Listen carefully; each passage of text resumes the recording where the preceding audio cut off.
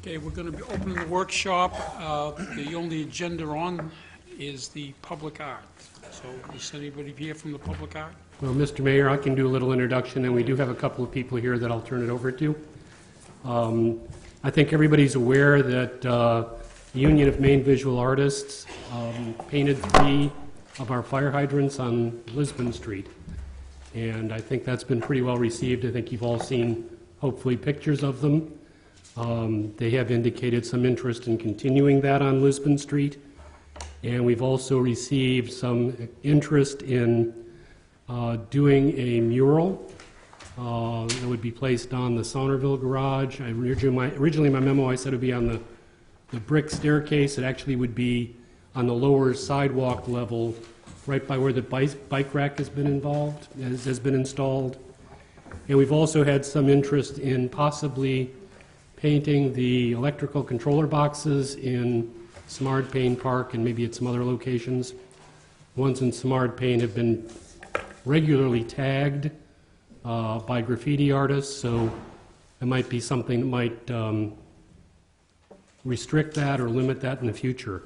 We do have Melanie Therian from the Union of Maine Visual Arts and Sherry Winters here, and if you folks would like to go up and explain to the council what you have in mind. One thing I will say, Council, for each one of you, I left you a copy of printout for a concept of what the mural that Melanie was working on may look like. That isn't the final version, but it's a concept.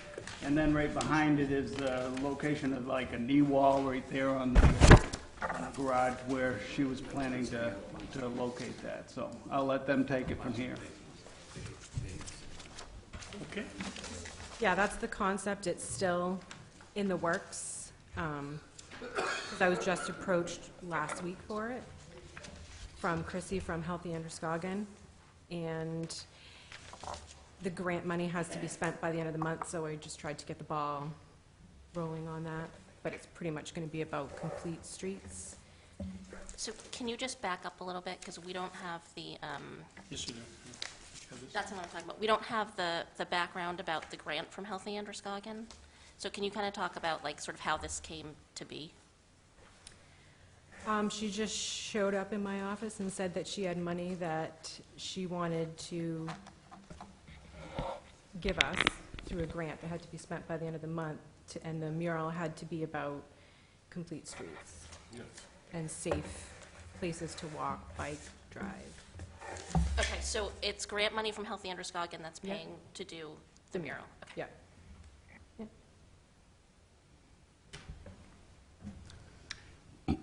I guess continue on. You have a presentation. Yeah, I'm just seeking permission to be able to put it on that wall that you have a picture of. Could we explain where that is specifically? I know it's the garage, but it's along what street? You go down Ash Street, right? That's what I thought. Good on Ash. Yeah, and it goes with the direction of the traffic. Like, you'll be able to see that when you're driving by. So I think it's the corner of Ash and Canal, correct? Yeah.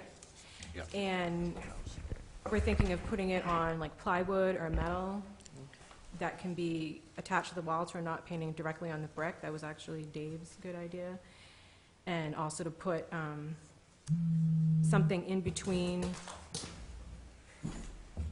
the wood and the wall so water can flow behind it. And then I can just take it off if it needs to be repaired after winter and put it back on. Thank you. That was my only concern, was any painting directly on the brick, because down the road that might really affect the brick. It might be hard to remove. But if you're putting it on a substrate, I mean, that's awesome. That's exactly what I was thinking of suggesting, but you've already suggested it, so I think that's excellent. Melanie's actually done a lot of research from Philadelphia about how they do their mural project down there, and they do 150 murals a year. So we're not nowhere going to be doing anything like that, but they have a really good system of not painting on the buildings, so they can be removed and updated or changed. Yes. Thank you, Mr. Mayor. Yeah, obviously being a member of the Complete Streets subcommittee of the City Council, I like the theme, and I think that's why there was, Healthy Androscoggin is trying to promote that as well, and I think tying it into art is combining kind of education and art, and really good design stuff that, you know, we have it in our comprehensive plan about complete streets and in our policies. So I think it's consistent with what we're trying to do as a city, and I think it certainly will improve the aesthetics of the area and kind of make it kind of fun. They're looking for a little bit more color than what I proposed.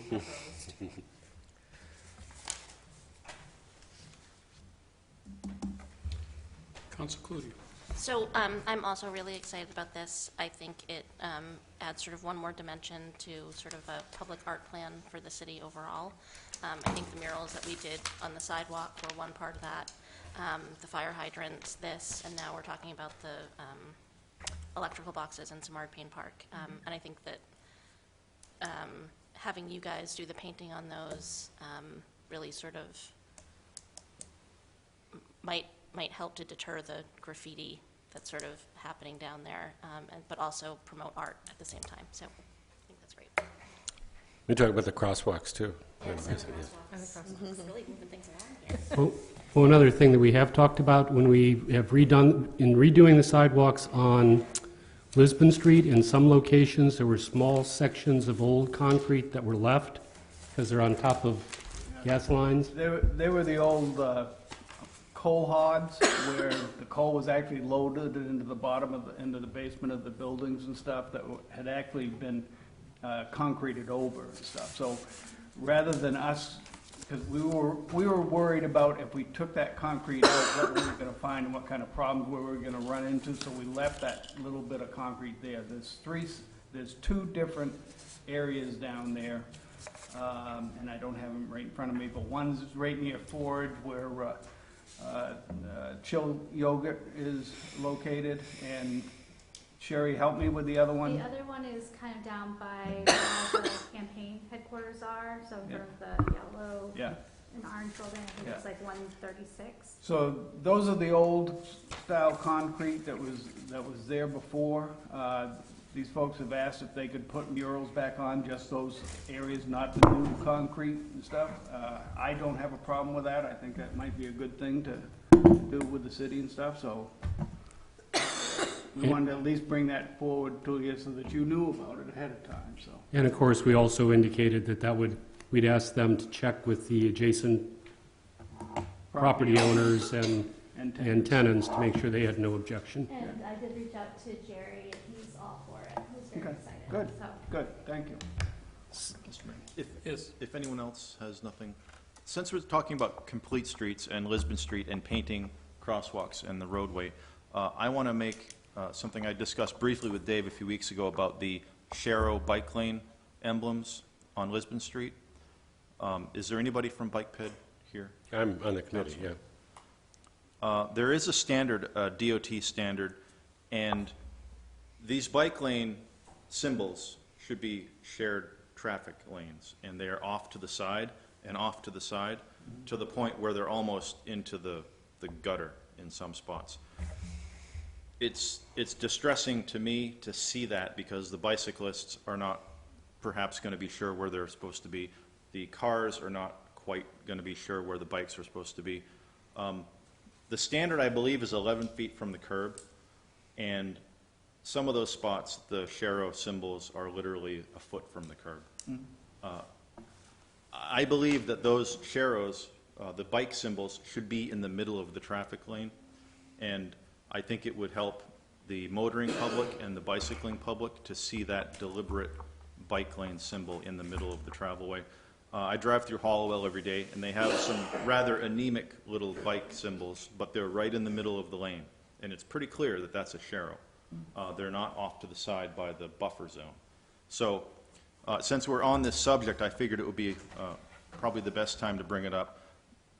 And is Public Works or the contractors, is there another layer of pavement Yeah. going down on Yeah, that? the pavement on So- Lisbon Street will be done on Sunday nights, weather permitting. And that's why I wanted to get this out there And then, before and that then that whole happens. area is gonna be repainted, so we'll make sure we're within the guidelines from DOT, so, Okay, thanks. And that was a federal DOT. yeah. Thanks.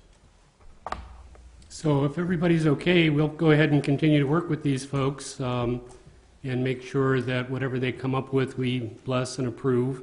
I'll run it past Dave and myself. We're not great artists, but I think we know, I think we're both conservative enough to keep the city out of trouble. One of us is. If not me, Dave is then. So we'll go ahead and proceed. Thank you. Thank you for your work. Counselor from Ward 1, do you have a motion? This is an ask-me-reading, I just thought this was a neat little thing to throw out to you guys, that I was contacted by an art group that's similar to the UMDA from Ontario, Canada, that's gonna be starting to do similar projects from us, but Lewiston actually came up in the top of Google searches for public street art on all of Google. So, we appreciate everything you guys are helping us with. And I have Thank you. Oh, so you- one more question. Who do I run the final image by? Those two. Fabulous. Anything else? No, I'm good. Okay, Thank you. Thanks. Thank you. thank you. Counselor from Ward 1, do you have I do indeed. Motion to enter into executive session pursuant to MRSA Title I, Section 4056C, to discuss acquisition of property of which the premature disclosure of the information would prejudice the competitive bargaining position of the city. a second? Second. In favor?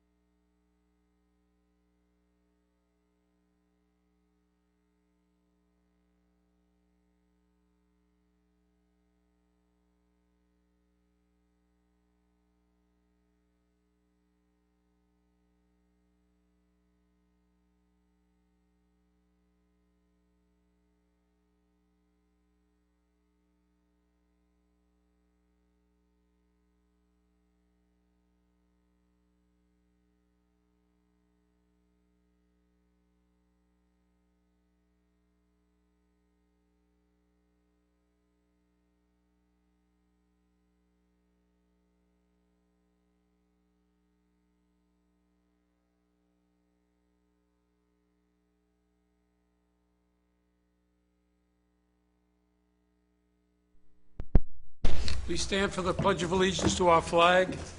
I pledge allegiance to the flag of the United States of America and to the republic for which it stands, one nation, under God, indivisible, with liberty and justice for all. Please join me in a moment of silence. Please be seated.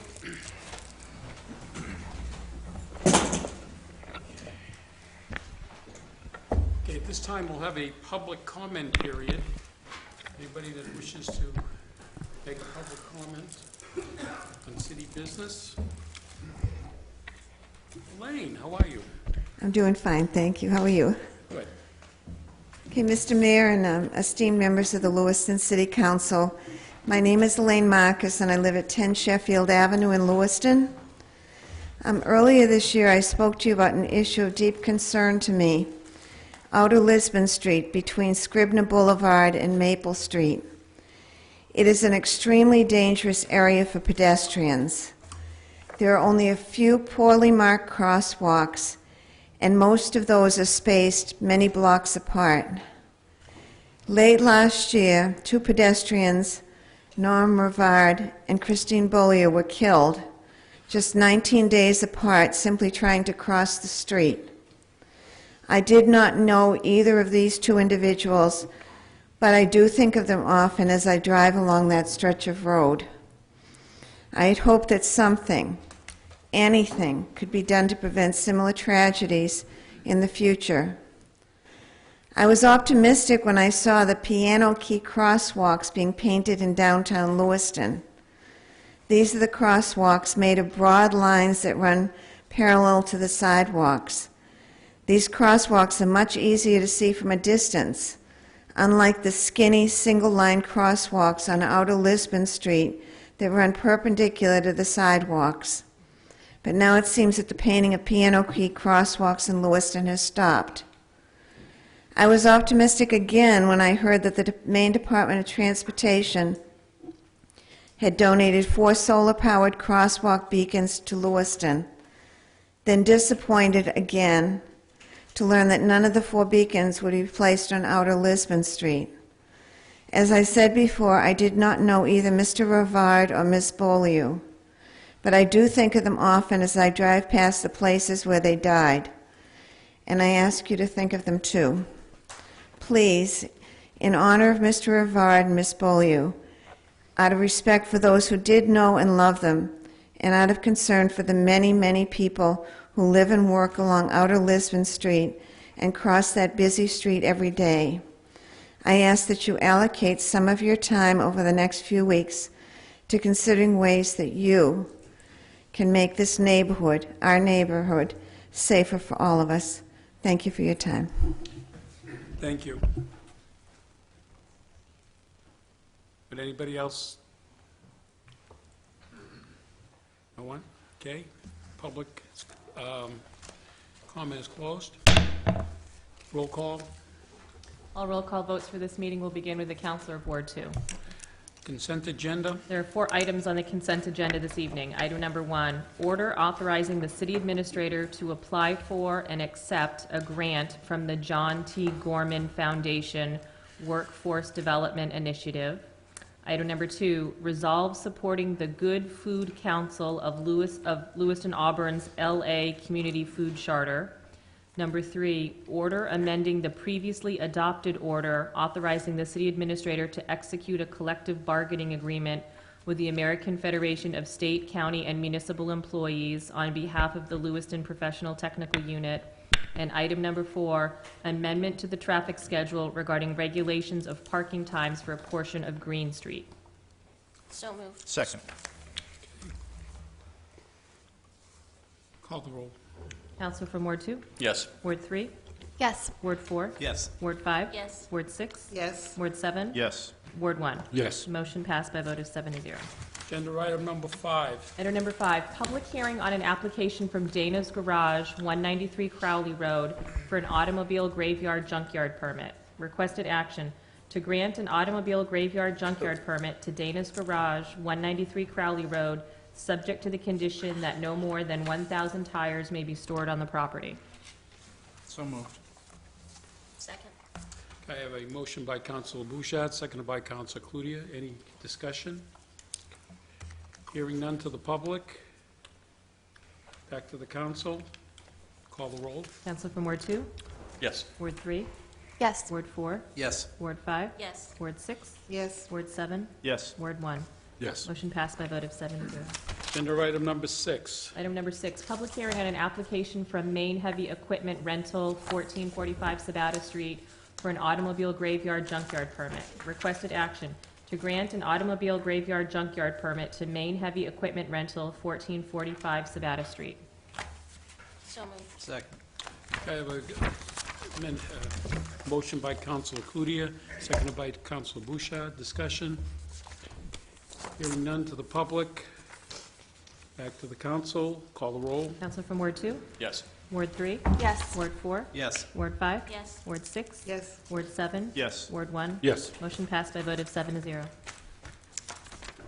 Okay, agenda item number 7. Item number 7, public hearing on an application from Grimmel's Industries, 50 River Road, for an automobile graveyard junkyard permit.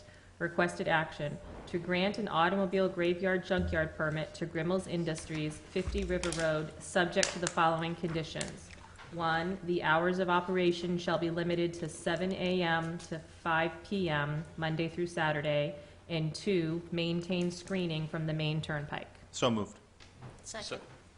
Okay, I have a motion by Councilor Chance, seconded by Councilor Cludia. Discussion. Hearing none to the public. Back to the council. Call the roll. Counselor from Ward 2? Yes. Ward 3? Yes. Ward 4? Yes. Ward 5? Yes. Ward 6? Yes. Ward 7? Yes. Ward 1? Yes. Motion passed by a vote of 7-0. Agenda item number 8. Item number 8, public hearing on an application from the Lewiston Public Works Department, 424 through 482 River Road, for an automobile graveyard junkyard permit. Requested, Go ahead. requested action, to grant an automobile graveyard junkyard permit to the Lewiston Public Works Department, 424 through 482 River Road. So moved. Second. Okay, I have a motion by Councilor Lyson, seconded by Councilor Golden. Any discussion? Hearing none to the public. Back to the council. Call the roll. Counselor from Ward 2? Yes. Ward 3? Yes. Ward 4? Yes. Ward 5? Yes. Ward 6? Yes. Ward 7? Yes. Ward 1? Yes. Motion passed by a vote of 7-0. Agenda item number 9. Item number 9, public hearing on an application from Re-Energy Lewiston LLC, 38 Alfred A. Plord Parkway, for an automobile graveyard junkyard permit. Requested action, to grant an automobile graveyard junkyard permit to Re-Energy LLC, 38 Alfred A. Plord Parkway, subject to the attached conditions. So moved. Second. Okay, I have a motion by Councilor Joy. Was that second? You. Okay, and seconded by Councilor Bouchard. Discussion. Hearing none to the public. Back to the council. Call the roll. Counselor from Ward 2? Yes. Ward 3? Yes. Ward 4? Yes. Ward 5? Yes. Ward 6? Yes. Ward 7? Yes. Ward 1? Yes. Motion passed by a vote of 7-0. Agenda item number 10. Item number 10, public hearing on the renewal application for a special amusement permit for live entertainment for Fast Breaks, 1465 Lisbon Street. Requested action, to grant a special amusement permit for live entertainment to Fast Breaks, 1465 Lisbon Street. So moved. Second. Okay. I have a Councilor Joy, seconded by, Opposite. okay, I'm sorry. I'm looking at this thing here. Councilor Bouchard, seconded by Councilor Joy. Any, The chance. LaChance, I'm sorry. Any discussion? Hearing none to the public. Back to the council. Call the roll. Counselor from Ward 2? Yes. Ward 3? Yes. Ward 4? Yes. Ward 5? Yes. Ward 6? Yes. Ward 7? Yes. Ward 1? Yes. Motion passed by a vote of 7-0. Agenda item number 11. Item number 11, public hearing and final passage for the conditional rezoning of the property at 117 Webster Street from the Neighborhood Conservation A District to the Downtown Residential District. So moved. Request- I'm sorry. That's okay. Requested Little ahead of action to approve final passage of the amendment to the zoning and land use code and map to conditionally rezone the property at 117 Webster Street from the Neighborhood Conservation A District to the Downtown Residential District, subject to a conditional agreement. Now I'll move. Second. Okay, motion by Council License, seconded by Council Cludia. Discussion. Hearing none to the public. Back to the council. Call the roll. Counselor from Ward 2? Yes. Ward 3? Yes. Ward 4? Yes. Ward 5? Yes. Ward 6? Yes. Ward 7? Can't vote twice. Yes. Ward 1? Yes. Motion passed by a vote of 7 to 0. It's sparkling. What was in the grape juice? Okay. We're going out of order now. Agenda item number 13. Item number 13, condemnation hearing for the building located at 24 Lamont Avenue. Requested action to conduct a hearing to determine if the building located at 24 Lamont Avenue has met the dangerous building statutes as defined in Title 17, Section 2851 et al. Is my understanding we're all set with this, or we've got some kind of a... We are, and if the council would like any information, we're here to provide it. Essentially, what the agreement is that we're asking the council to approve the order. The goal is not to record the order. There is a buyer. Looks like the closing will be happening at the end of the month. Essentially, we've agreed that the property will be rehabilitated by next summer. The proposed buyer, has already put $2,000 in escrow. If for some unforeseen reason we need to initiate legal action, we'll have some money there to pull from. In addition, the buyer will be putting $800 toward our legal fees, and the bank $1,600 to our legal fees, because obviously we've incurred expenses bringing this matter to the council. So it looks like it's a win-win situation. We're confident that the proposed buyer has the financial capacity, technical capacity to undertake a good rehab at 24 Lamont. So if there's any questions, Tom and I will Questions? answer them. Councilor Joy? Well, Mr. Estes, I thank you for taking this on. I wish you well. I'd like to see that preserved rather than torn down, so good luck. Okay. Well said. We're going to vote on that. Sure, so the motion before you to vote on is, with regard to the property at 24 Lamont Avenue, to adopt the findings of fact, conclusions of law, and order of rehabilitation or demolition proposed by the City Planning and Code Enforcement Department, which order establishes the corrective action to be taken by the property owner and the time frame for taking such action, and which authorizes the city administrator to take such corrective action if the property owner fails to do so, and to recoup the city's costs through a special tax or collective action. So moved. Second. Okay, I have a motion by Councilor Joy, seconded by Councilor Lyson. Any other discussion? Hearing none, call the roll. Counselor from Ward 2? Yes. Ward 3? Yes. Ward 4? Yes. Ward 5? Yes. Ward 6? Yes. Ward 7? Yes. Ward 1? Yes. Motion passed by a vote of 7 to 0. Agenda item number 13. We'll go back to number 12, Mr. I Mayor. mean 12. Sorry. Agenda item number 12, condemnation hearing for the building located at 32 Horton Street. There are 2 items for requested action. The first item, to conduct a hearing to determine if the building located at 32 Horton Street has met the dangerous building statutes as defined in Title 17, Section 2851 et al. Okay. Is there somebody here from the building? I am. Okay. All right. We are meeting this evening to conduct a hearing to determine whether the structure at 32 Horton Street is a nuisance or a dangerous building within the meaning of the applicable Maine statute found in 17 Maine Revised Statutes 28, Section 2851. If we determine that the structure is a nuisance, a dangerous building, we will then determine what action the property owner must take. Under the statute, a structure or any part of it is a nuisance or dangerous building if it is structurally unsafe, unstable, unsanitary, constitutes a fire hazard, is unsuitable for improper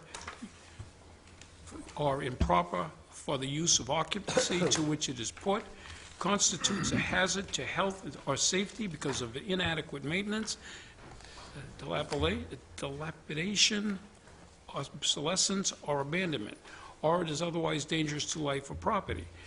Mr. Standard, we will decide whether the structure is a nuisance or a dangerous building.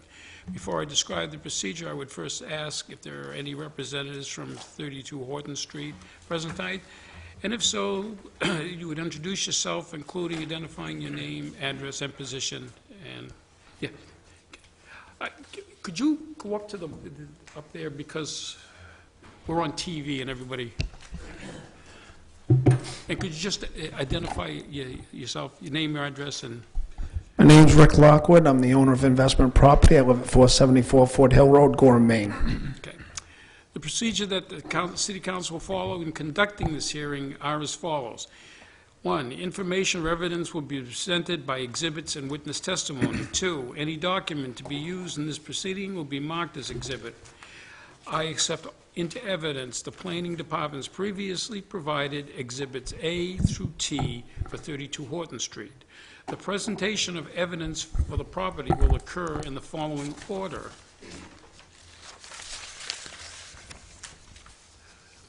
A, the city planning department will present an opening statement and relevant evidence regarding why the structure at issue is a nuisance or dangerous building, and if it is, what remedy the council shall order. B, following the completion of the planning department's presentation, any opposing party will have the opportunity to present an opening statement and any relevant evidence they want the city council to consider with regards to whether the structure at issue is a nuisance or a dangerous building, and if it is, what remedy the council shall order. C, the planning department can then ask questions of any opposing party and any witnesses they present. D, any opposing party then can ask questions of the planning department and any witnesses they present. E, the planning department can then make additional comments regarding any opposing party's presentation. F, any opposing party can make additional comments regarding the presentation of the planning department. G, city council members can then ask questions of the party and the witnesses. H, each side, the city, can make closing remarks of not more than 2 minutes each. I, only parties to this hearing will be allowed to participate. Comments from the public will not be taken at this time. 4, after information has been presented, all records will be closed and the city council will deliberate and take a vote on whether the structure in question is a nuisance or a dangerous building. If the council determines that the structure is a nuisance or dangerous building, it shall deliberate and take a vote on the appropriate order to be made to remedy the situation. 5, this is an administrative hearing and not a court proceeding or trial. Therefore, the formal rules of evidence will not apply. As mayor, 6, as mayor, I will determine the appropriateness and admissibility of evidence on the advice of the city attorney.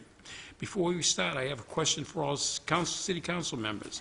32 Horton Street is owned by Investment Properties, LLC. Do any councilors or members know the property owner or have any knowledge about this matter? That means you could not fairly and impartially hear the facts and determine the matter based on the evidence presented at this hearing. None. Okay, proceed. Good evening, Gil Arsenault, Director of Planning and Code Enforcement. 32 Horton Street is a 6-unit apartment building owned by Investment Properties, LLC. The following entities each have a mortgage and a collateral assignment of leases and rentals on the building. Atlantic Capital Finance Company, LLC, Atlantic National Servicing I Company, LLC, 2 mortgages, Interim Capital, LLC, and Atlantic Refinance, LLC. Since service of the notice of hearing was effected, Kelly Harris and Listina Harris have apparently ceased to sleep in the building, although apparently abandoned personal property remains in the building in which they lived. Pine Street Pest Solutions has a mechanics lien on the property. Each of the persons or entities listed is a party in interest. Investment Properties, LLC has given written consent to the demolition of 32 Horton Street, which is in your packets as Exhibit R. Investment Properties LLC was also served with a notice of hearing on September 13, 2016, and that return of service is in your packets as Exhibit C. Atlantic Capital Finance Company LLC, Atlantic National Servicing I Company LLC, Interim Capital LLC, and Atlantic Refinance LLC were served with a notice of hearing on September 8, 2016. And those return of services are in your packets as Exhibits D, E, F, and H. Kelly Harris and Listina Harris were served with a notice of hearing on September 9, 2016. And those returns of service are in your packets as Exhibits I and J. Pine State Pest Solutions was served with a notice of hearing on September 9th, 2016, and that return of service is in your packets as Exhibit G. As will be detailed, the owner has a long history of administrative violations with this property. Additionally, on October 6, 2015, the Lewiston District Court issued a consent judgment, which means the parties reached, the parties being the City of Lewiston and the owner, then affirmed and issued an order of the court. A copy of the October 2015 consent judgment is in your packets as Exhibit S. The judgment required the owner to vacate all but one apartment, to rehabilitate the entire building, and to achieve full compliance with the code no later than July 1, 2016. As part of the agreement, the owner signed a consent to demolish the building and agreed that the city could act on its own if it did not rehabilitate the building as agreed. And that is in your packets as Exhibit R. On August 12, 2016, Code Enforcement Officer Thomas Maynard and I participated in an inspection of the property.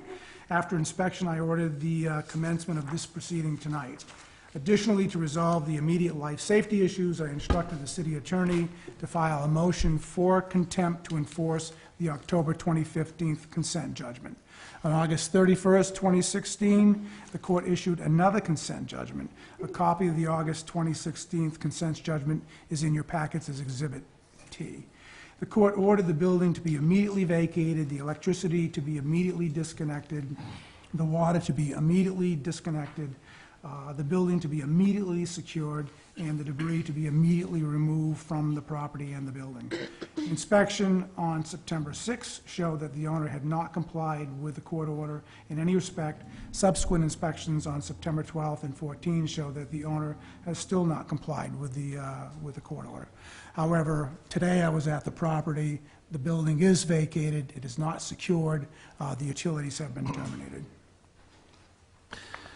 Good evening, ladies and gentlemen of the council. My name is Thomas Maynard. I'm the City of Lewiston's Code Enforcement Officer and Constable. My qualifications are located in your packets. Correspondence with the owner and tenants. On March 6, 2014, a notice of violation was issued for failure to maintain fire protective systems, including smoke detectors, and to keep emergency escape openings functionally available. On March 11, 2014, another NOV, notice of violation, was issued for failure to provide hand guardrails, adequate heat supply, and the maintaining of interior surfaces. On August 11, 2014, another notice of violation was issued for the maintenance of smoke and carbon monoxide detectors, again. On January 8, 2015, another notice of violation was issued for the repairs of the front porch and door, again missing smoke and carbon monoxide detectors, hallways containing debris and being in disrepair, and an ongoing infestation of bed bugs. That notice of violation is in your packet as Exhibit N. On July 1st, 2015, another notice of violation was issued for the infestation of bed bugs. On July 16, 2016, another notice of violation was issued for the infestation of bed bugs. That notice of violation is in your packets as Exhibit O. On September 10, 2015, an NOV, notice of violation, was issued for garbage and debris about the property, and excess growth of weeds, and for the storage of garbage in suitable containers. On October 6, 2015, as Director Arsenault discussed, a consent judgment was ordered to vacate the apartments and rehabilitate the property. The judge also ordered payment of attorney's fees and unwaived penalty amounting to $100 per month to start July 1, 2016. The owner made a single payment, which is another violation of the court order. On October 19, 2015, another notice of violation was issued for lack of heat. On October 23, 2015, notice of violation was issued requiring restoration of hot water. On October 26, 2015, a notice of civil penalty was issued for $110 for failure to comply with the preceding order. On October 27, 2015, a second notice of civil penalty for the amount of $215 was issued for failure to comply for the second compliance date. On August 12, 2016, I issued a notice of condemnation ordering the repair or demolition of 32 Horton Street with a compliance date of September 12, 2016. On August 17, 2016, an emergency motion for contempt and to enforce consent judgment was prepared for filing with the court for hearing. Between February 28, 2014 and August 12, 2016, Lewiston has documented in Energov 16 calls to service. However, I would add that we had substantially more calls from tenants and other parties regarding this property. Present conditions at 32 Horton Street. If you will see in your booklets and on a slideshow, photos taken August 12th and 19th, 2016 show the front view of the building showing deteriorated, missing asbestos siding. If you look here down the bottom and on several locations, worn and obsolete windows, deteriorated porches, and the debris about the property. We'll see here is some debris as well. Photo number 2 shows the south side of the building, and clearly there's still debris. Last we saw this same mattresses in this location, although the truck has been removed. Photo number 3 shows the rear of the building with an incomplete siding installation, deteriorated porches, and deteriorated asbestos siding. Photo number 4 shows a broken stairway window allowing the entry of the elements. Photo number 5 shows broken and missing deteriorated asbestos siding as well as an open dryer vent allowing the entry of the elements and vermin. Photo number 6 shows the attempted close-in of a porch with inappropriate, unrated materials, incomplete siding installation, and incomplete guardrails creating hazardous conditions. Photo number 7 shows the deformation of the foundation due to frost action and vehicular traffic, making for an unstable foundation wall. Also observe the missing and deteriorated siding. If you look here, you can see how the wall is pushing in about at the grade level there. Photo number 8 shows the loss of mortar at grade where the masonry foundation joins the stone foundation, as well as a deteriorated brick mortar creating potentially unstable conditions. Photo number 9 shows a loose and deteriorated guardrail, handrail, making for hazardous conditions. Photo number 10 shows missing asbestos siding and sheathing, leaving the interior of the wall open to the lathing, allowing the entry of the elements. Photo number 11 shows a severely deteriorated door with likely flaking lead-based paint, creating hazardous conditions. Also observe the deteriorated floors. Photo number 12 shows the same damaged deteriorated door, the previous slide, disconnected heating registers, PEX piping, and pipe insulation and debris. Photo number 13 shows a disconnected heating register, debris, incomplete installation of PEX heating pipe, and a kerosene space heater that is not approved for use in an occupied apartment building. Photo number 14 shows removed plaster from the lathing, leaving open walls, circumventing the fire-rated assembly. It is noted all construction activity was not permitted as required by code. Photo number 15 shows collapsed inappropriately rated drop ceiling panels exposing a circumvented fire-rated assembly, potentially allowing for the accelerated spread of fire throughout the structure. Additionally, there is evidence of moisture damage. Photo number 16 shows another example of an open fire circumvented fire-rated assembly. Observe the staining from moisture. You see this down here in this corner. Photo number 17 shows removed plaster and lather, leaving exposed framing, circumvented fire-rated assemblies, and open chases, potentially allowing for the accelerated spread of fire, making for an increased risk of fire and dangerous conditions. And again, this apartment building has been occupied. Photo number 18 shows another removed heating register, incomplete PEX piping installation, plastic-covered window, damaged window, making for hazardous conditions, and open lathing. Photo number 19 shows the removed plaster and lathing, leaving exposed chimney chase. Photo number 20 shows the extensive damage and deterioration due to a plumbing leak, reportedly starting in February of 2016 and continuing to the day of August 12, 2016. The plumbing work was not performed by a permitted licensed plumber. Observe the extensive growth of mold. Photo number 21 shows the extensive damage and deterioration to the ongoing plumbing leak. Observe the moisture on or about the structural materials and the illegally installed PEX piping. Photo number 22 shows another angle where moisture has damaged structural components. Photo number 23 shows collapsed ceiling plaster and structural components as a result of moisture from plumbing leaks. The excessive moisture contributes to unsanitary conditions. Photo number 24 shows an example of a broken window. Photo number 25 shows construction debris contributing to fire loading. Photo number 26 shows more open framing with exposed lathing and circumvented fire rate assemblies. Photo number 27 shows open lathing, circumvented fire rate assemblies, structural component debris, and the propagation of mold that you can observe clearly on this particular piece of structural material.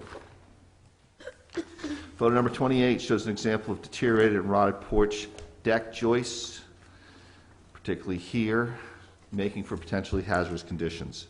Photo number 29 shows a discarded cook range on the porch in violation of code. Photo number 30 shows inappropriately installed PEX piping not adequately secured and enclosed. Photo number 31 shows another example of a broken window and excessive construction debris in front of the primary means of egress door to an apartment, making for hazardous conditions.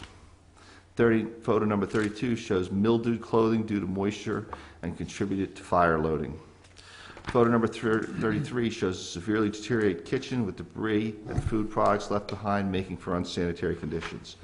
Photo number 34 shows damaged bathroom fixtures, functionally inoperative.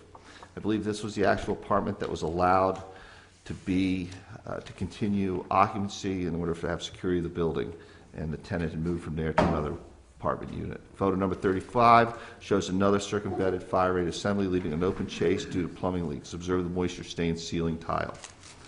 Photo number 36 shows a window counterbalance having been removed from a damaged and obsolete window, making a double-hung window hazardous. These are inside the window framing units, which do give a counterweight to the lower sash as you open and close it via this rope. Photo number 37 shows building materials and personal items such as a bed box spring contributing to fire loading. Photo number 38 shows additional materials contributing to fire loading. Photo number 39 shows accumulation of debris, including food product left to rot, making for unsanitary conditions. Photo number 40 shows a close-up of meat that is rotted, contributing to unsanitary conditions. Photo number 41 shows damaged and deteriorated tub and shower missing its fixtures, making it functionally inoperative. Photo number 42 shows the moisture in the basement from the ongoing plumbing leak, making for unsanitary conditions. Photo number 43 shows an open drain that allows the entry of sewer gases, creating extraordinarily unsanitary conditions. Photo number 44 shows moisture leaking down onto structural components, contributing to rot and the soaking of potentially live, non-metallic braided cloth covered cable, creating potentially dangerous conditions. Photo number 45 shows another location where moisture is creating hazardous conditions, wiring and deterioration of structural components. Photo number 46 shows another view of the soaking of wiring and the corroded cable chase, presenting potentially damaging conditions to the wiring. Photo number 47 shows another area of moisture causing mold blackening conditions. Mold is a fungus that feeds off dead cellular material, in this instance, wood, causing disintegration of the wood. Photo number 48 shows blackened and wet-bearing structural members. Photo number 49 shows structural members and armored BX cable that have suffered moisture damage. BX cable is not safe for use if being exposed to moisture and must be replaced. Photo number 50 shows damaged light fixture, leaving live conductors and terminals exposed to moisture, making for dangerous conditions. Photo number 51 shows damaged electrical panels with missing covers that are corroded bus bar, making for extraordinarily dangerous conditions.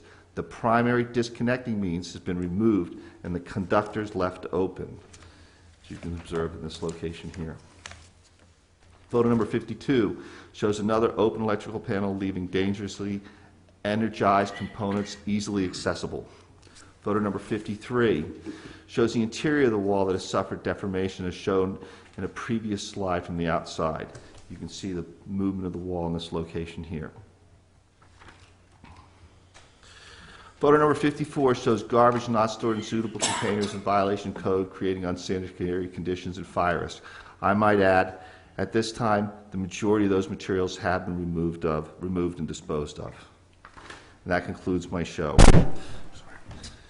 32 Horton Street is a dangerous building for the following reasons. It constitutes a hazard to health and safety because of damage, inadequate maintenance, dilapidation, and obsolescence.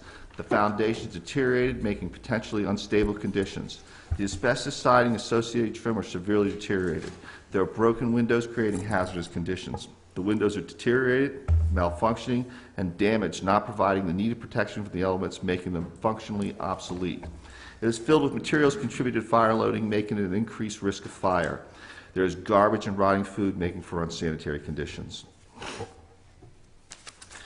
The fire rate assemblies are deteriorated, perforated, and/or removed, allowing for the accelerated spread of fire. Renovations are incomplete without the required permits issued by the city. The plumbing drainage system is open, allowing the entry of sewer gases, making for unsanitary and hazardous conditions. Repairs to the plumbing system are incomplete and is functionally inoperative. There is ongoing water line leak contributing to the deterioration of the building and making an unsanitary condition. As of today, though, the water has been disconnected. The heating system is substantially compromised, functionally inoperative, with many components removed from service, creating an environment conducive to freezing. The electrical system is damaged and severely deteriorated, with open and exposed conductors, damaged, destroyed cables, and violation of code, making it extraordinarily dangerous. It poses a heightened threat to spread of fire due to circumvented fire rate assemblies in close proximity to adjacent structures. As such, we ask that you adopt our findings, proposed findings of fact and conclusion of law in order that the structure be demolished. Thank you. Mr. Lockwood? Yeah, I think it's all a bunch of bull. I can't believe what I'm seeing. 90% of this was caused by the water damage that we had prior to February of 16. The pictures that this gentleman is showing, Constable Maynard, has all to do 99% with the water damage that occurred. We were told to stop the water leaks, clean the sheetrock out of there, and bring it to a safe place, which we did. We're allowed to leave one person in the building to occupy it so that this wouldn't happen, the broken windows and so forth, okay? So there is no electricity to this building. The water has been shut off at our request, and there is no unsafety situation there whatsoever. We were told to bring it to a safe place by the insurance company. By the way, I am represented by counsel who wasn't able to be here. He asked city council today to postpone this for another night when he could be here, and Mr. Kerry denied our request to move it to a different date. So therefore, I don't think we should be having this hearing tonight anyway, unless I have counsel represented. I am represented by counsel, but I should not be here doing this without my counsel. That's just not the right thing to do. I could sit here and break down, if you want to take the city's time and go through each one of these photos, I will break it down on my side of what's going on here. I've been bullied by the city since I've been here in the last 2 years, and I have put a ton of money into my properties. A ton. This was one property that we had visited a month and a half ago by a lead grant that we got approved. They came for the walkthrough. They found all these problems. We haven't settled with the insurance company. It's a $225,000 claim. We are covered, but Lloyd's of London is fighting it. They're fighting it because of one of the reasons they have that they're saying is it wasn't 80% occupied, and it was. So that's one issue they're fighting us on. We believe we're going to win. My lawyer says we have a good case. We want to put the property back together. We're finishing a big project, 184 Bartlett Street, which should be completed. We had the walkthrough today. There was 16, 17 items that were pretty minor that they wanted to have done differently or fixed, and we could jump right onto that. But we did secure the buildings, the entryways. We moved people out of there. The sheetrock that you see all piled up everywhere that Tom Maynard has portrayed us to be some kind of a slumlord, which is not the case whatsoever. It was there because the insurance company asked us to take it off the wall so that we wouldn't incur mold. And there it is. So I don't see what why we need to expedite this right now. I think everybody should slow down a little bit. We're covered with insurance. We're gonna put it back together. There's no one living there. The power isn't on there. I don't know how many times I counted that Constable Maynard said that it was a threat to society because of the electrical issues. I'm not a licensed electrician, but our electrician has told us that it posed no threat to anything. There was no power going to the building. There was no water going to the building.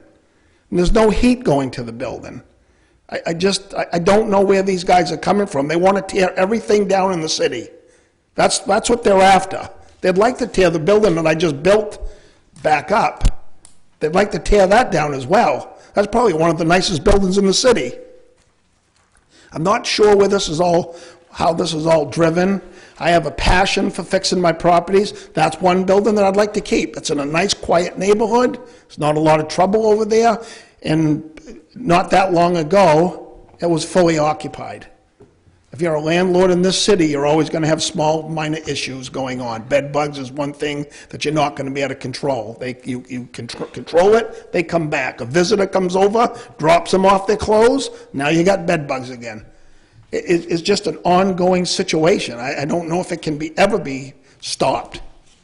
Anywhere. It doesn't mean Lewiston, it's everywhere. Boston, Portland, New York, it's on planes, it's on buses, it's on trains, it's everywhere. When I sit here and I have to look at how he's presenting his case, it makes me sick to my stomach that I have to look at that. Because that's not really the way it is. There's two sides to every story. And just because a landlord is a landlord, it doesn't mean they're wrong all the time, because the constable thinks they are, or says they are, or portrays it in a different manner or fashion to help them and not the landlord. So I don't agree with any of this. I think we need to slow down. I need to get my attorney involved into this, meaning tonight he should have been here. He wasn't able to be here. We shouldn't even be moving forward with this, but Mike Carey seems to think he's got a pound on us because that's what's being directed by Gil Arsenault over here. It's being driven by this man right here. He's driving these guys to do this. Now, if he's an honest man, he will tell you that I'm a hardworking guy and I'm here at my properties every single day. I'm not an absentee landlord. I'm here every day. I left here at 5 o'clock today. I went home, I took a shower, I live in Gorham, and I came right back here again. But I'm not going to stand for this anymore from these guys. It's not fair. And I didn't think yeah, go ahead. Okay. No, go ahead. What he's showing you is the aftermath of what happened because of the water flood.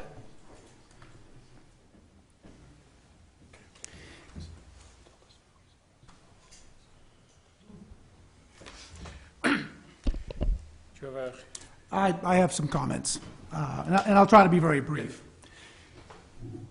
We took this property to court last year, and some of you may recall that the Maine People's Alliance and the Neighborhood Housing League had a press conference at that location.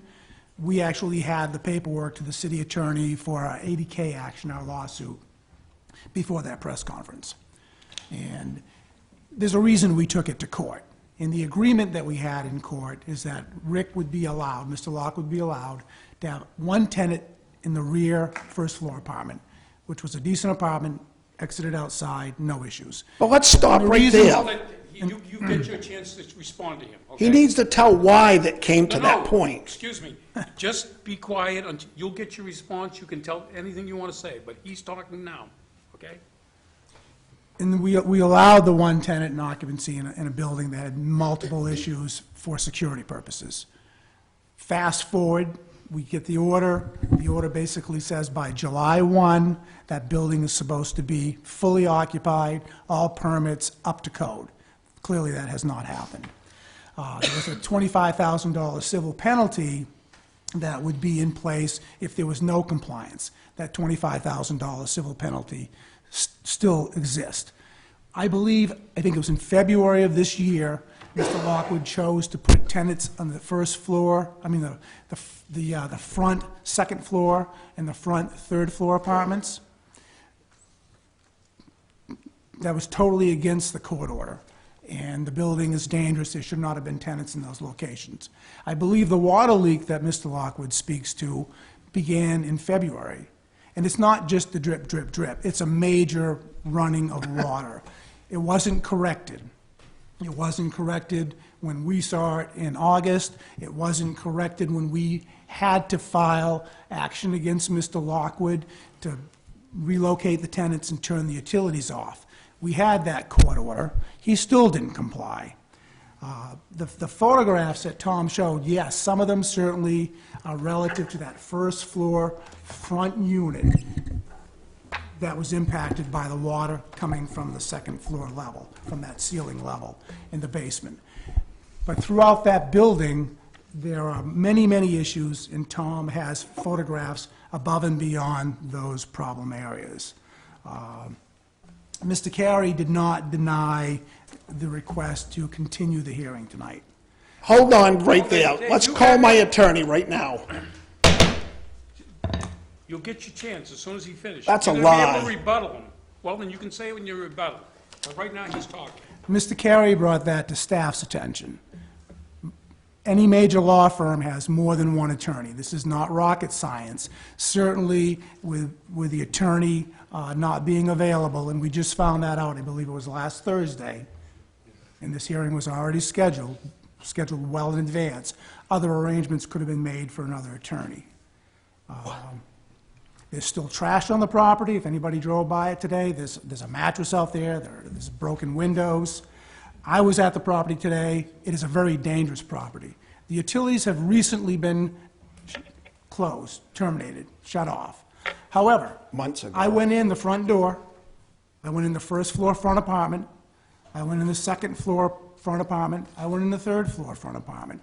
I went in the first floor rear apartment. I'm assuming I could have gained access to the second floor rear and the third floor rear, but I didn't want to wade through the debris. So it's an incredibly dangerous property. It's an attractive nuisance. As a matter of fact, when Jeff Burrill and I were at the property this afternoon, I actually was over there twice today, there were children running about the property. So it's inexcusable, and I'm not going to get into any other properties that we've been dealing with because that's not germane. We have 32 Horton Street, and to make a long story short, it was agreed upon, we have a court order, this building should have been taken care of by July. So we have a lot of history here, a lot of staff resources tied up in a very dangerous building. Thank you. Mr. Lockwood. Well, first of all, I think I just heard Mr. Arsenault say that we weren't not granted, or our attorney didn't ask to move this to a different date. Is that what you said, Gil? No. Yes, you did. I have the letter. You said exactly that verbatim. I have the letter. Then you changed your mind like 3 seconds later. No. Yeah, my attorney doesn't lie.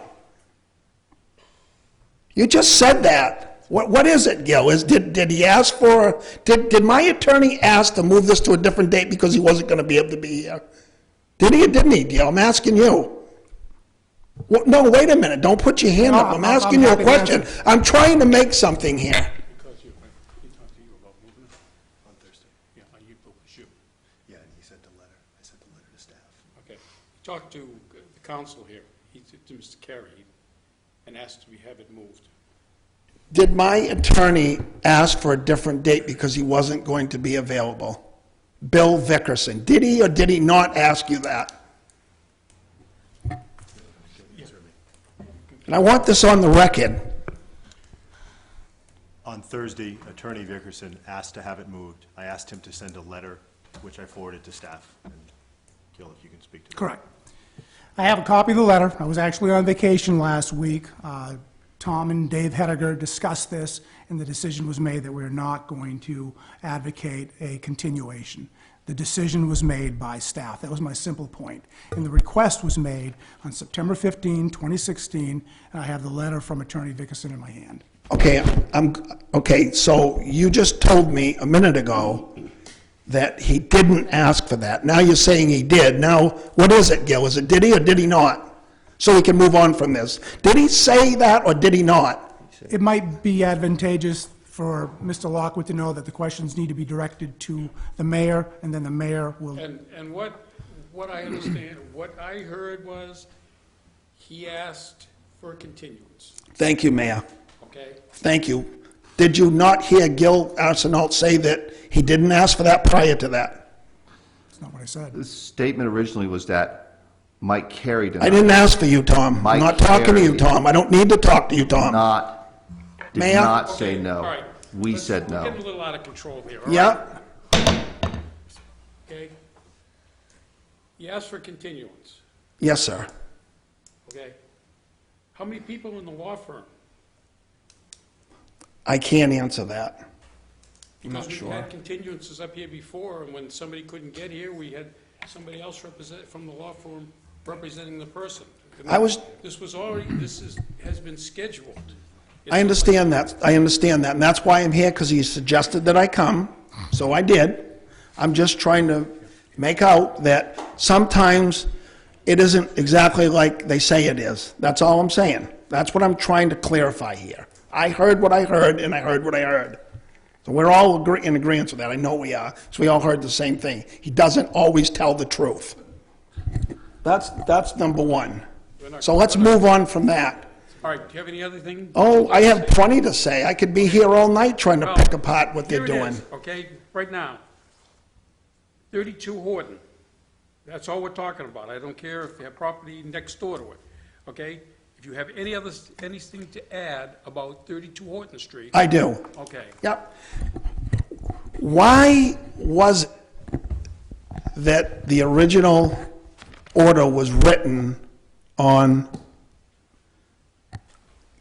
removing people from that building? What was the real reason? Wasn't it because of the lead situation? No lead poisonings, but there was lead there on the third floor front on the windowsill. Do you know that? Well, the thing here is even the people were removed, okay?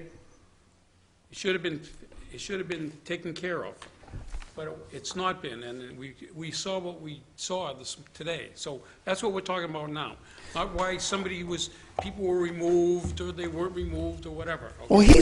Well, I'm really confused. I didn't realize that I was going into a kangaroo court here, to be honest with you. I thought I was going to get to say my piece. I'm a taxpayer here, okay? I have every right to be here as well as anybody else in this room. I pay my taxes as well. I even pay the attorney to sue me for the city. When we will concede that you pay your taxes and everybody else in the room does. Okay, what else are you talking about this building?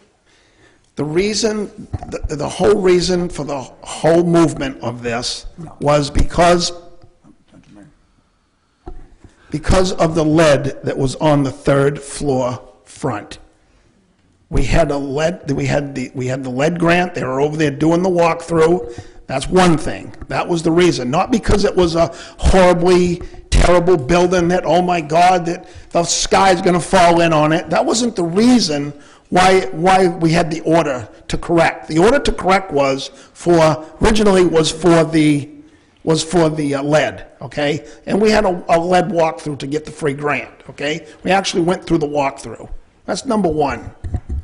Number two, in February 16th, thereabouts, we were in the process of remodeling the first floor. We started to remove sheetrock, we started to remove cabinetry to go right straight through the building. Somebody broke into the back door during that real cold snap around Valentine's Day, and it froze all the pipes on the first floor. There were people living upstairs. They started complaining that it was cold. We went over and checked and realized that somebody kicked the door in and the whole first floor had froze. And it went up to the second floor and it went up to the third floor. That's what happened there. And then we put the heat to the building to unthaw the pipes, and that's when all the broken pipes started. It started leaking like the Titanic everywhere. It was more than we could handle. The insurance company came a day or two later, said you have to stabilize the property, We stabilized the property, we got the PEX pipe, we put the pipes together, we got it so that the water was flowing through to the furnace so that we could get heat to the people upstairs. We did all that, but it did a horrific amount of damage to the building. Now, they're saying it's structurally unsound. I don't see, I have my structural engineer that I'll be more than happy to get him up here to give you a clean bill of health on it. I'm a builder by trade. I've built a lot of buildings in my time. That is the farthest property from structurally not sound that I've ever seen in my life. I can get a structural engineer to sign off on it saying it structurally it is sound. And I can do that probably within 1 week or less. And I'll be more than happy to do that and provide that to council or anybody else that needs to see that, to break that down. I was told by Jeff Burrell to leave the front door unsecured so that the one lady could get the rest of her belongings. She's a pack rat. She had stuff in there that was stored for a year. And Jeff told me not to close the front door in. I did what I was told. These guys are telling you that it's unsafe, people walking all through the building. I secured every entryway in that unit so that nobody can get into that building except through the front, and I was ordered by Jeff Burrell to leave that open for Listina, the tenant that used to live there, so she could get her belongings out. That's the way it is. That's all I have to say. Okay, good. Rebuttal. I'm not sure a rebuttal is necessary. Okay. I mean, we could talk about last fall, we could talk about now. I think the conditions in the building are very, very clear. The building is certainly lacking maintenance. The building is far worse now than it was last year. And there were no plumbing permits obtained for the improvements to the plumbing, if you want to call them improvements. There was no building permit obtained for the remodeling. There are structural issues as a result of the water leak. It's shocking that the water leak wasn't taken care of back in February because it was running like a faucet when I was in there in August. So I'm happy to answer questions. Okay. What we're going to do is we're going to start with Counselor in Ward 1, and we're going to progress. Okay.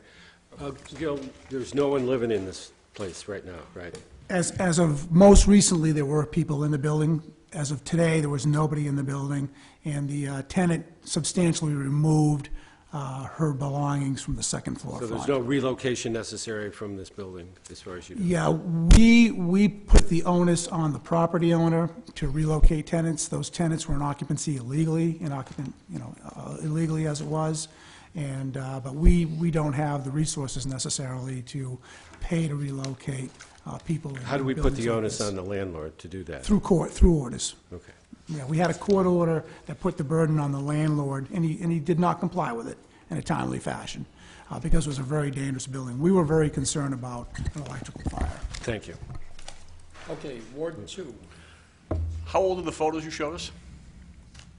Pardon me? How old are they? August, and I think the dates. This last month. Yeah, Yes. 2016. Mr. Lockwood, is it your contention those photos are not valid? They're not a current reflection of how that building looks? Well, I think it is a current reflection on how the building looks, That's all I need, yes. thanks. I'm all done. Counselor Golden. Counselor Bouchard. Mr. Lockwood, I'm looking at an order here from the court to bring this building into compliance by July 1st, 2016. It's currently September 20th, 2016. I'm wondering why this isn't in compliance, or why I don't see any correspondence with code enforcement to possibly extend this order or try to work with anybody to get this done. I'd love to answer that. Please do. Okay? So we were told by my attorney in the insurance company not to go any further with it. Do you have documentation of that you've provided to city staff? I haven't, no. No, I haven't, but I can get, my attorney can, more than glad to get it to your attorney, no problem. Yeah. Further question would be on 10/6/15, which was almost a year ago. I see that you consented to the removal of the building. I see your signature signed and notarized. I'm wondering what changed. With the consent of the removal? Removal of dangerous building. Your signature. Yeah. I'm wondering what changed with that.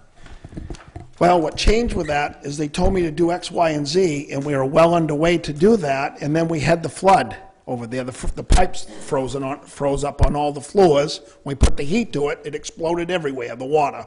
It took out the ceilings, it took out the light fixtures, it took out the sheetrock, the flooring, everything. And we didn't go any further with that because the Colonial Insurance told us not to go any further. Just stabilize the property, don't go any further. We'll get you an emergency check. They never did. They never did. And that was never forwarded to city staff, code enforcement? What's that? The notice from your insurance company to do nothing? Nope. No more questions. Okay, Councilor Lee? So I kind of have a lot of questions and comments. So just to follow up on what Councilor Lyson was saying, there's no one living there now, but there were people living there while all of this so-called construction was going on. Yes, Okay. up until very, very recently, contrary to the order of last fall. And we've made reference to lead paint in the building. Were there children living there at the time? That I don't know. I can't tell you that. In terms of, legal proceedings, it looks like the first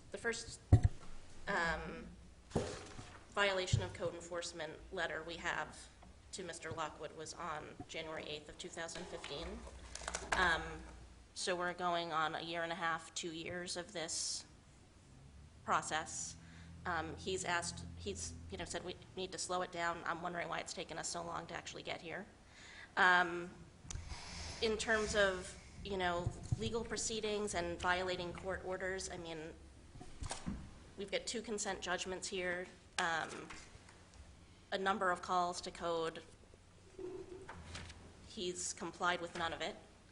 Have we been paid for any of these civil penalties? I believe we've received, what, $100 to date from Mr. Lockwood? But some of these penalties are in the range of $25,000. Yes, we haven't received that. And the city has seen nothing? Correct. Okay. On the violations. So those are all my questions about 32 Horton Street. I guess my concern is that this is not the only building that Mr. Lockwood owns, and my concern is that other buildings are in the same state of disrepair, and that we have been sitting on those for 2 years. Not true necessarily.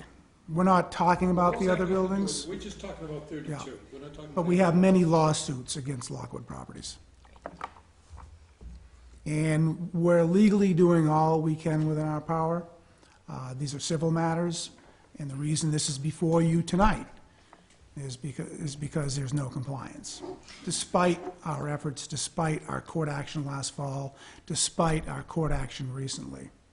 That's why we're before you. Because if we had a landlord that we felt was going to get to the finish line, a property owner, we'd work with them. We I mean, just we did certainly on gave Vermont Street. we certainly gave additional time on this property. We didn't realize that the front of the building was occupied until very recently, August.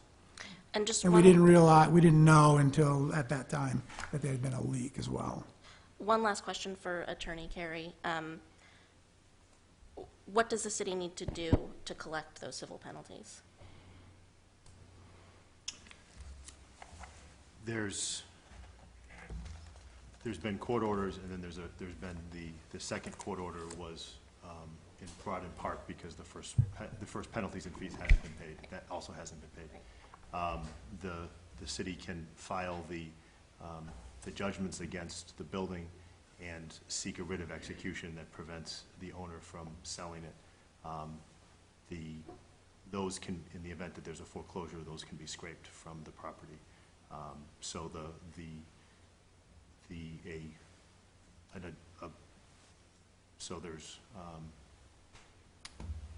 there are some limitations, and the city is proceeding to try to get whatever fees can be paid through the avenues that it can.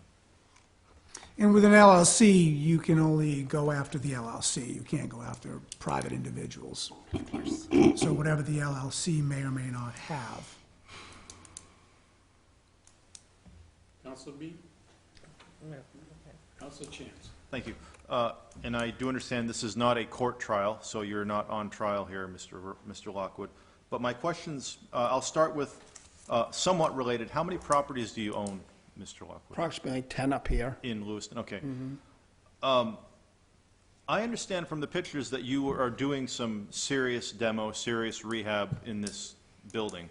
It's evident that there's a lot of stuff being taken down. I have concerns that the work, A, from what we're being told here, you did not pull permits for any of the work. Is that true? Well, it is true, but what you're saying is we started to do repairs there. That's not what we did. We were required by the insurance company to do emergency repairs only. Now, if we had left that sheetrock up, you don't need a permit to pull sheetrock up, take sheetrock down. I've been in the business for 35 years. You don't need a permit in any city or any town to demo sheetrock. It's not a structural situation. Sheetrock is not structural. If you're building a permanent structure, you need a permit. If you're not, you don't. Basically. Did you go beyond the demo? No, we did in not. any of this? And one of my concerns from looking at the photos is the complete and total chaos within that building. Even within the occupied unit. Now, I've done demo on my house. I've pulled permits every time. Yep. City councilor, it's a little important that I go by the books, but I think that standard should be applied to anybody in this city. Whether they live here, whether they live somewhere else, whether they own a building that's rented, or whether it's their own residence. The sheer chaos in that building with that demo work is unbelievable. I can't imagine, if that was my property, I would give up. And if I owned 10 buildings, and one building was that much of a mess, I would have serious concerns as to my capacity to really handle this. I'm speaking for myself. Without pulling permits, leaving the building in such a state that it was in. I don't disagree with you when you say that it is structurally sound. It very well may be perfectly sound structurally. Some of the items in Mr. Maynard's photos I thought were trivial. A corner of asbestos tile on the corner of the building. There's hundreds of buildings in the city with little corners broke off. That is trivial, but there are other things in the documentation that aren't so trivial, and the mess in the unit. And I do understand that it's under rehab, it's being demoed, it's being torn up, and your attempts are to get it back where it needs to be. But we're going back to 2015, and I would ask staff, before January 8th, 2015, were there any violations documented? Were there any inspections of the property by anyone that we have on record? We only dealt with the ones in this presentation that were from the time investment properties owned it, but there were many before. We've had a lot of calls to service that building for various reasons. It's been a poorly maintained building for a long time, and you can see its progressive deterioration. And Mr. Lockwood, if you happen to know this, you spoke of the lead grant and the inspection that was related to that. Do you know when that inspection happened? Was that the January 4th, 2015 inspection, or was it a It would have been in 15, I believe. I don't have that in front of me, but it So would have been 15. It's possible that January 4th inspection was related to the lead grant. Can staff? No, the lead grant inspection, as I understand, was this summer. So that was very recent. Very Just recent. before we went out and inspected it. Okay, so we'll say July 2016, give or take a month. August. This in January 4th, 2015, for some reason, the building was inspected by staff. There's some comments in here that you know, they're significant, but it isn't to the scope that we saw tonight in the photographs. But this seems to have gotten the ball rolling. I do note Councilor Bouchard did refer to this agreement that you signed. I noticed it earlier tonight, where it appears that you gave authority to the city of Lewiston to demolish the building, and you would compensate the city for any costs in doing that. Well, that was before, let me elaborate on that if I could, please. So that was, when I signed that, we had every reason to believe that we could have met our deadlines until the flood. And then we weren't allowed to touch it after that. So that's the reason it isn't done. We just completed a project maybe again, half the size of that building and half the size of another one. We're in the home stage of that right now. We'll be done probably Friday, rehabbing the whole thing, and it was much worse condition than this one. We brought it back to the original with hardwood floors, new sheetrock, plumbing, heating, electrical, everything. It's a nice building, really nice, 184 Bartlett Street. Some of the units in there are as big as a house, a ranch house. So I think one of the questions you had, why, you questioned the capacity. I had to take on a project of that magnitude. We're completing one that's a lot larger than that now. Will be done on Friday. So, honestly, as a builder, some people that don't build and don't understand the construction as well as people that do it for a living, they could get a little overwhelmed with it. To me, it's honest to God, it's just not a big deal. And there were people living in that building within the last Well, year. the city didn't tell you the whole story on that either. They suggested that I keep somebody in that building so that we wouldn't have any problems over there with vandalism and so forth. They didn't tell you that. They forgot to tell you that. And if I may interrupt. They might have amnesia, I'm not sure. If I may interrupt, Mr. Lockwood, to staff, the request to keep a tenant, and I'm going to venture to guess, at least in the rear unit, Rear first floor, yes. Was that unit inspected prior to that? Yes, it was, Lonnie Anderson, yeah. McFarland by Section 8. Yeah, and I believe that one of our staff had been through that. That's why it was agreed that somebody could stay in that one. First floor rear had the most immediate means of egress, compliance, was easy to get out in case there was an emergency. When was that recommendation given? That's That was- stipulated in the court order. It's very clear in the court order, last fall.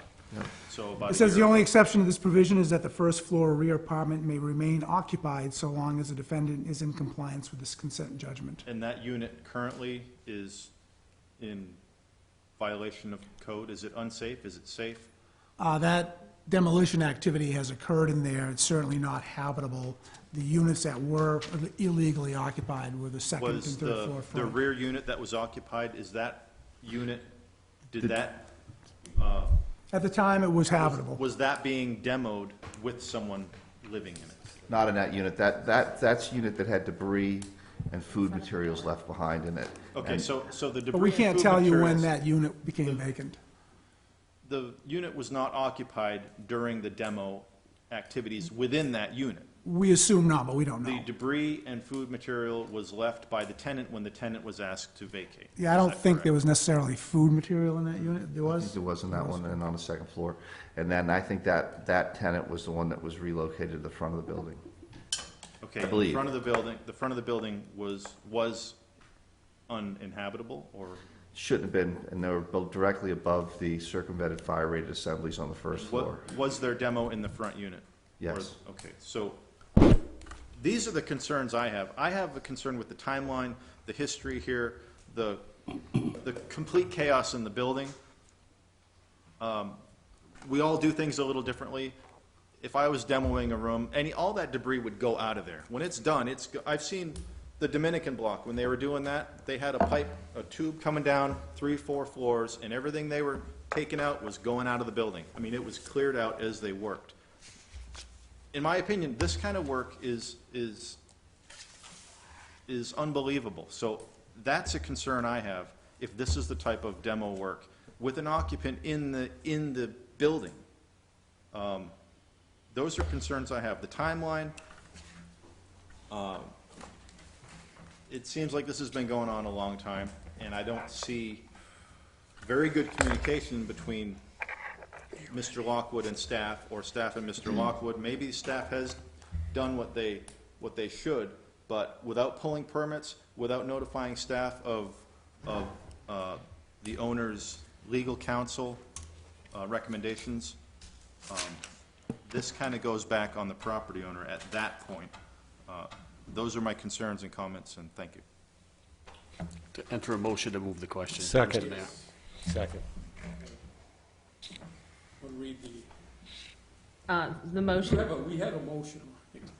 The motion needs to be voted on. So, Right, so just for clarification, Councilor LaJoy is making the motion and Councilor Lyson is seconding the motion, which is with regard to the property at 32 Horton Street to adopt the findings of fact, conclusions of law, and order of demolition proposed by the City Planning and Code Enforcement Department, which order establishes the corrective action to be taken by the property owner and the time frame for taking such action, and which authorizes the city administrator to take such corrective action if the property owner fails to do so, and to recoup the city's costs through a special tax or collective action. Is that correct, Counselor? Yes. Okay, thank you. Okay, so motion seconded, want to call the roll? Counselor from Ward 2? Yes. Ward 3? Yes. Ward 4? Yes. Ward 5? yes. Ward 6? Yes. Ward 7? No. Ward 1? Yes. Motion passed by a vote of 6-1. Thank you. That was a motion to move the question. No, it was a condemnation hearing. It was the demolition. Mr. Mayor, was that a motion to move the question as You was, just read it. the vote was to move the question? And we should vote on moving the question first, is that correct? That was what I believe the motion was on the floor, made by Councilor LaJoy and seconded by Councilor Lyson. Okay, so my apologies, that's why I asked for some clarification. So, the motion from Councilor LaJoy and from Councilor Lyson was to, Move the question. Move the the question. motion was to move the question. Okay, so then there's no discussion if that is their motion, and then you would immediately go for a vote on that, and it requires a 2/3 vote because you're stopping discussion. So if you'd like to take a revote, Mr. Mayor, I'd be happy to do that. And so just for clarification, the motion before the council is to move the question, which means that we cease all discussion, and then we immediately after that go to an automatic vote on the motion printed in your book. Yes. Okay. So the motion by, again, Councilor LaJoy, seconded by Councilor Lyson, is to move the question. Councilor from Ward 2, Yes. Ward 3, Yes. Ward 4, Yes. Ward 5? Yes. Ward 6? Yes. Ward 7? No. Ward 1? Yes. So the motion passed by a vote of 6-2 to move the question. So then automatically before you... 6-1. 6-1. I'm sorry, 6-1, thank you. So 6-1 to move the questions. Now automatically before you is the motion in your book. So for clarification, I'll just read it again so everyone understands. The motion before you is with regard to the property at 32 Horton Street to adopt the findings of fact, conclusions of law, and order of demolition proposed by the City Planning and Code Enforcement Department, which order establishes the corrective action to be taken by the property owner and the time frame for taking such action, and which authorizes the city administrator to take such corrective action if the property owner fails to do so, and to recoup the city's cost through a special tax or collective action. So moved. Second.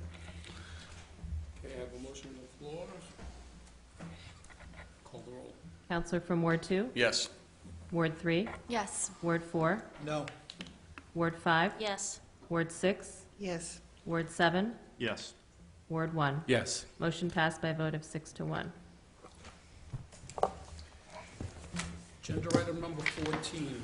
Item number 14, public hearing and first adoption of amendments to the general assistance policy. Requested action, that the overall maximum amounts allowed for general assistance and the maximum amounts allowed for food, housing, personal household supplies, diapers, and personal supplies for children, utilities, electricity, and heating fuel in the general assistance policy for persons eligible to receive assistance in accordance with the standards of eligibility be amended and adopted in accordance with HUD guidelines and the current Thrifty Food Plan.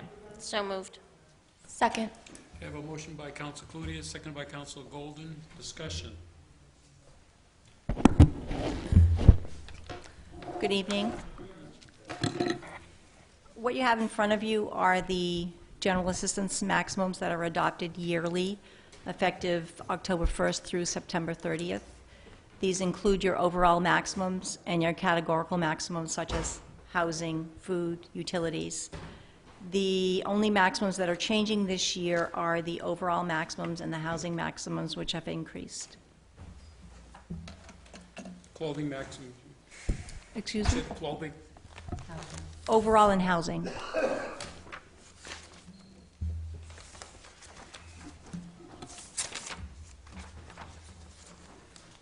Discussion. Public.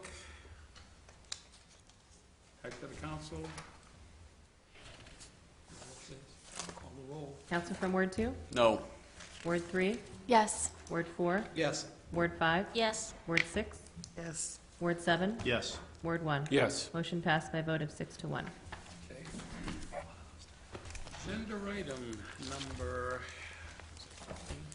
15, Mr. Chair. 15. Item number 15, order authorizing the issuance of up to $132,000 in commercial program funding to the YWCA for repair of the roof on their 130 East Avenue facility. Requested action, to approve the order authorizing the issuance of up to $132,000 in commercial program funding to the YWCA for repair of the roof on their 130 East Avenue facility. So moved. Second. Have a motion by Councilor Bouchard, seconded by Councilor Lyson. And you're up. I'm up. Well, thank you. I've got Kathy Layton, Durgan Layton. I always get mixed up. Which one is it? Durgan Layton. Durgan Layton, Thank you. who is the executive director of the YMCA with me. WCA. I did that again. I'm sorry. And last time, Councilor Cloutier corrected me. I got it right in the memo. We'll start over. I double-checked. I'll start over. And I got to tour the facility, the YWCA. Thank you. And great pool, but lots of staining on ceilings. Really, it's a wonderful facility. It was the first time I'd had the opportunity to walk through it. And they really utilized the space that's habitable well.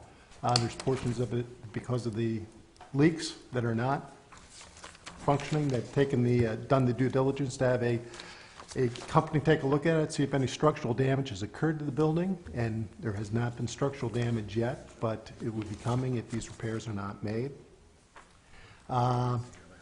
It is certainly a project that is eligible for CDBG funding, and if it was not such an urgent need, we would encourage them to apply for next year's round of funding, because we really don't want to go through another winter and have the damage continue to occur, and portions of the facility, does it become unusable? Portions of the building become unusable until you sort of dry it up? Does that happen? Exactly, yeah. Okay. Yeah. So, I mean, it sort of takes portions of the building out of the running if you have leaks, so we really consider it an urgent need. We do have funding available that's CDBG capitalized. It's from our commercial loan program, and really we're looking to ask the council to consider making a loan grant combination which really mirrors the way most of our commercial loans and grants are done. Whatever money we provide half of it as a grant, half of it as a loan, 3%, 10 years is the term. They've gotten a couple of bids, and they're pretty different, but they're really not apples to apples. So the largest bid right now is $132,000, and talking with Kathy, we think that number probably could be shrunk, but want to make sure whatever gets done gets done. I'm sure it'll be done well. They're both very reputable companies, but make sure it really meets the needs of the facility as well as possible. I want to note that since she's taken over as the executive director at the YWCA, that it's on much better financial footing. They went from almost 641,000 in revenue back in 2010 to having 391,000 in revenue in 2015, and it's even larger in 2016, although it's not audited yet. They went from losing over $200,000 a year back in 2010 to making, netting 67.5 in 2015. The capital reserves have grown from 35,000 to over 152,000. They've done all this while still providing $45,000 worth of funding for scholarships for our local youth, and I think they're doing some very good things there. It's really a critical piece of our public infrastructure. We'd like to encourage the council to consider this request. It is a little bit outside of how our loan programs are set up, which is why I'm before you and asking your permission. And do you have anything you'd care to add, Kathy?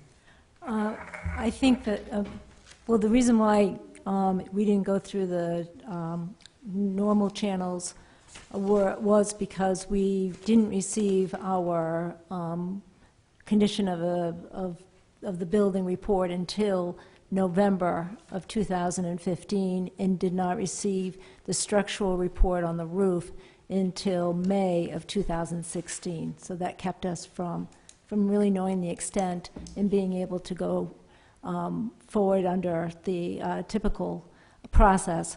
And unfortunately, because it's such a critical need, the roof, there are 3 sections that need to be repaired. The original roof dates back to 1971, so it's 45 years old. And it's a flat sand and gravel and tar roof.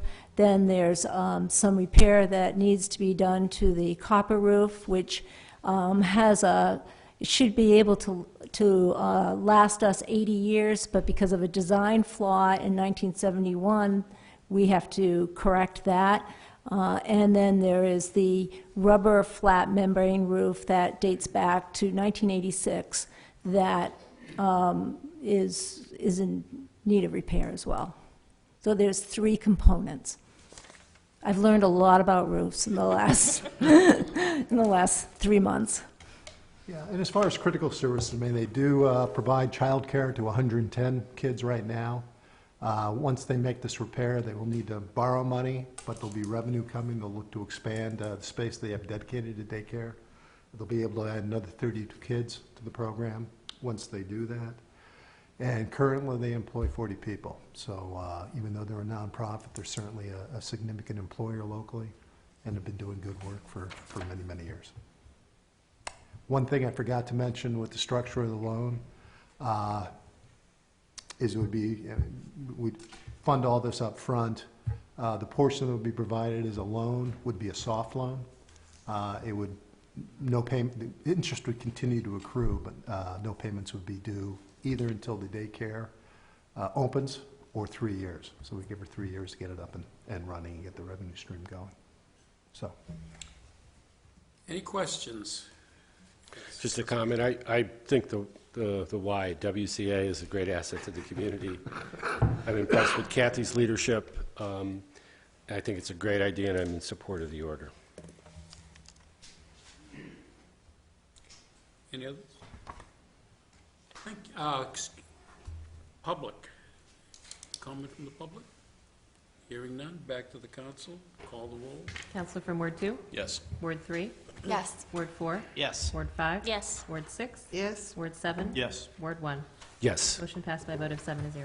Thank you all. Item number 16. Item number 16, order authorizing the city administrator to execute a donation agreement between the City of Lewiston and Brookfield White Pine Hydro LLC Lewiston Canal System. Requested action to approve the order authorizing the city administrator to execute a donation agreement between the City of Lewiston and Brookfield White Pine Hydro LLC Lewiston Canal System. So moved. Second. Okay, I have a motion by Councilor Chance, seconded by Councilor Lyson. Discussion? Here. Yes. I just want to make a quick comment. We have a September 8th memo from Ed Barrett. The final paragraph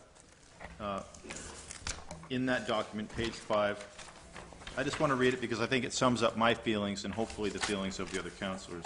And this goes back with some councilors here into the previous council. And Ed Barrett's memo states, in closing, I would like to express my appreciation to the representatives of Brookfield who have been involved in this process. They've been forthright in their discussions with us, fully cooperated in sharing information, and have shown patience as the city investigated its options and worked through the public policy process. And I can tell you the city council, previous to this council, investigated our options. We took a lot of time, and fortunately, with this new council, this developed, and I'm very pleased with it. I think it's probably the best thing we could have imagined. Thanks.